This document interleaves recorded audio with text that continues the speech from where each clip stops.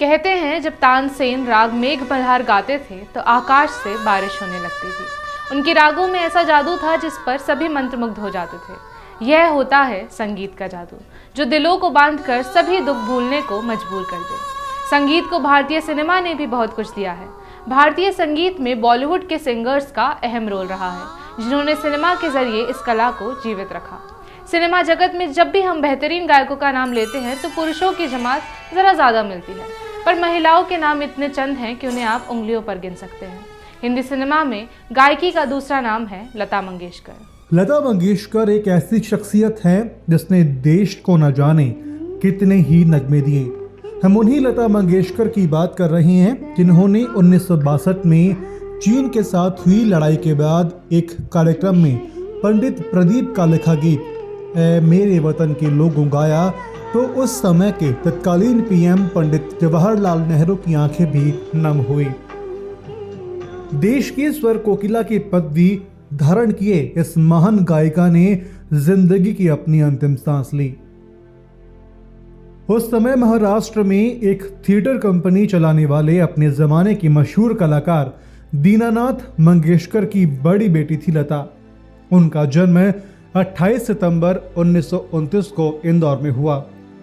देश में मधुबाला से लेकर के माधुरी दीक्षित और काजोल तक हिंदी सिनेमा के स्क्रीन पर शायद ही ऐसी कोई बड़ी तालिका हो जिन्हें लता मंगेशकर ने अपनी आवाज उधार में ना दी हो। उन्होंने 20 से अधिक भारतीय भाषाओं में 30,000 से अधिक गाने गाए। सन 1991 में गिनीज बुक ऑफ रिकॉर्ड ने ये माना कि लता मंगेशकर दुनिया भर में सबसे अधिक रिकॉर्ड की गई गायिका हैं। भजन, गजल, कव्वाली, शास्त्रीय संगीत हो या फिर जनता के प्यारे सॉन्ग, फिल्मी गानों में लता ने सभी गानों को अपना एक जैसा प्यार दिया। उनके गायिका के दीवानों की संख्या लाखों में नहीं करोड़ों में है।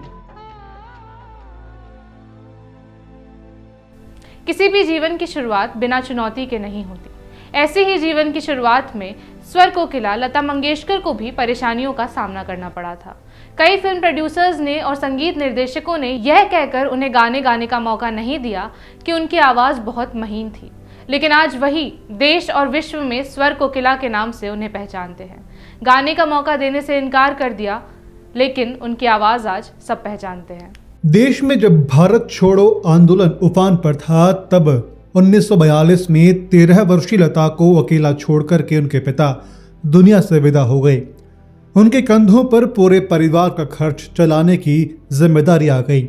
उस्ताद अमान अली खान और अमानत खान से संगीत की शिक्षा लेने वाली लता को घर खर्च के लिए काफी संघर्ष करना पड़ा।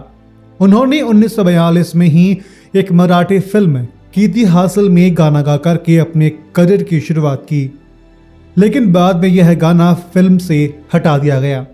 फिर 5 साल बाद भारत आज़ाद हुआ और लता मंगेशकर ने हिंदी फिल्मों में गायन की शुरुआत की। आपकी सेवा में पहली फिल्म थी जिसे उन्होंने अपनी आवाज़ दी, लेकिन उनके गानों ने कोई खास कमाल नहीं किया। उनका सितारा 1949 में ऐसा चमका कि उनकी कोई मिसाल नहीं मिलती। इसी साल 4 और फिल्में रिलीज हुई, दुलारी, बरसात, महल और अंदाज।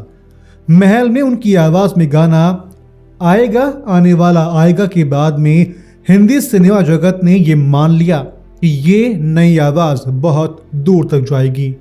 यह वो समय था जब हिंदी फिल्मी संगीत पर शमशाद बेगम, नूरजहां और ज़ोहराबाई अंबारी वाली जैसी दमदार आवाज वाली गायिकाओं का राज था। हिंदी सिनेमा जगत में लता मंगेशकर ने पी नैयर को छोड़कर सभी संगीतकारों के साथ काम किया। इसके अलावा उन्होंने जितनी सहजता से गानों में अपनी आवाज़ दी, उतने ही भक्ति भाव से उन्होंने मदन मोहन की गज़लें और श्री रामचंद्र जी के भजन भी गाए। 50 के दशक में नूरजहां के पाकिस्तान जाने के बाद लता मंगेशकर ने हिंदी फिल्म पार्श्व गायन में अपना साम्राज्य स्थापित किया। कोई ऐसी गायिका कभी नहीं आई जिसने उन्हें कड़ी चुनौती दी हो।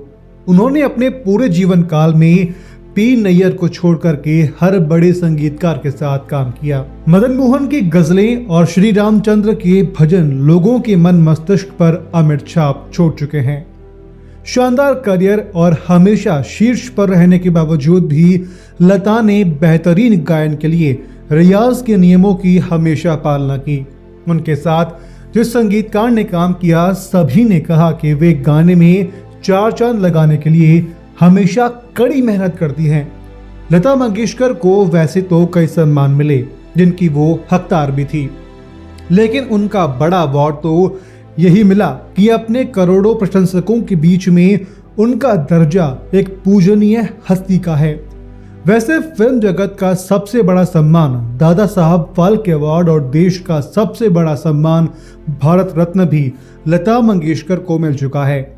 कोरोना से संक्रमित होने के बाद भी 92 साल की उम्र में उन्होंने हार नहीं मानी, लेकिन उम्र के इस पड़ाव में शारीरिक ताकत न होने की वजह से वह ज्यादा दिन उस बीमारी से नहीं लड़ सकी और उनका देहांत हो गया।